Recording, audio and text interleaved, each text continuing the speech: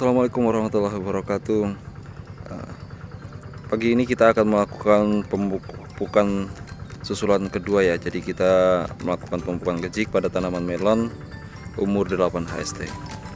Nah teman-teman, ini melon saya Merlin umur 8 HST.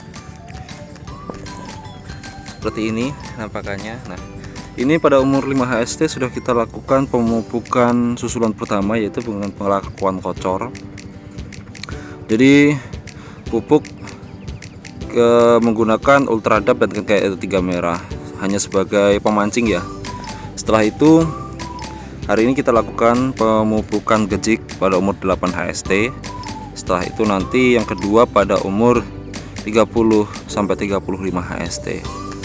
Nah seperti ini kita masukin ke lubang pupuk ya.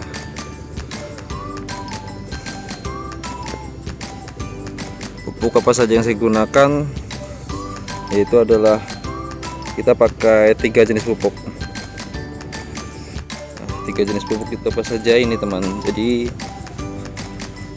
ini saya menggunakan Yaramila 1616 dan juga saya campur dengan Vertipos. Nah, jadi kemarin kita menggunakan pupuk dasar itu Vertipos dan Ponska. Jadi pupusan kedua ini kita juga menggunakan Vertipos juga sama Yaramila 1616, perbandingannya adalah 1:1. Kemudian juga pakai set A. Nah, set A ini kita campur dengan boron. Kita sewa, jadi agak kekuning-kuningan ya.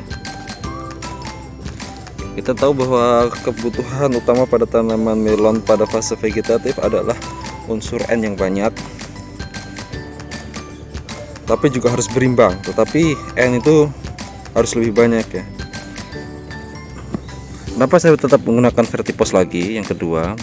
Karena untuk Vertipos juga larutnya itu lama ya. Jadi nanti kita untuk fase pembungaan, nanti setelah pupuk susulan kedua pada umur 30 HST, fosfatnya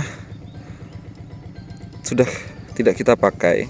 Jadi kita pakainya itu hanya grower sama set A juga sedikit. Jadi grower itu kan fosfatnya kalau nggak salah hanya 9.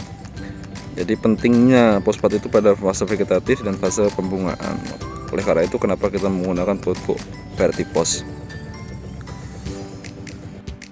Takaran setiap lubang yang saya gunakan yaitu adalah 1 sendok makan. Lubang yang kita buat yaitu adalah ya ini kiri kanan tanaman.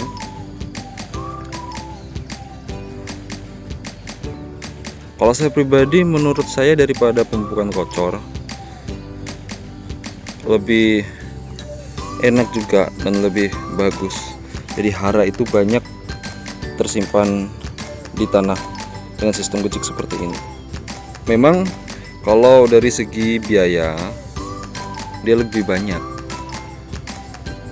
Kocor sendiri kan memang meminimalisir penggunaan pupuk ya. Tapi di sini sebenarnya juga enggak. Kalau kita hitung secara hitung-hitungan, tanaman memang membutuhkan hara sekian. Jadi kalau dibilang boros enggak juga.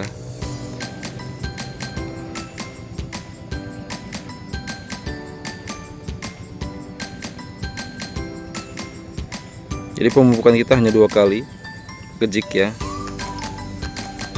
dan pemupukan kocornya juga 2 kali, yaitu pada tahap awal untuk memancing pertumbuhan akar, dan nanti terakhir biasanya umur 45 ke 50 itu kocor terakhir menggunakan pupuk KCL sebagai pupuk manis.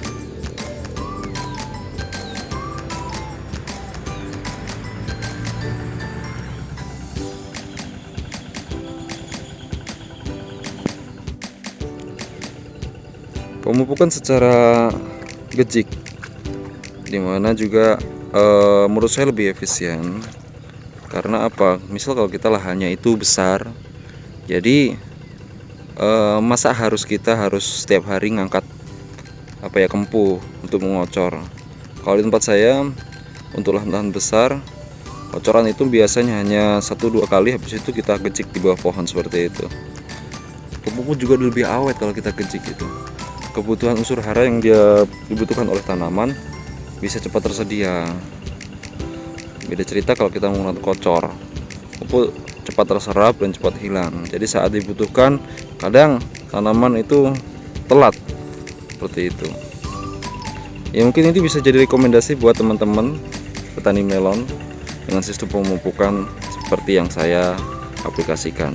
Terima kasih. Assalamualaikum warahmatullahi wabarakatuh. Salam petani sukses.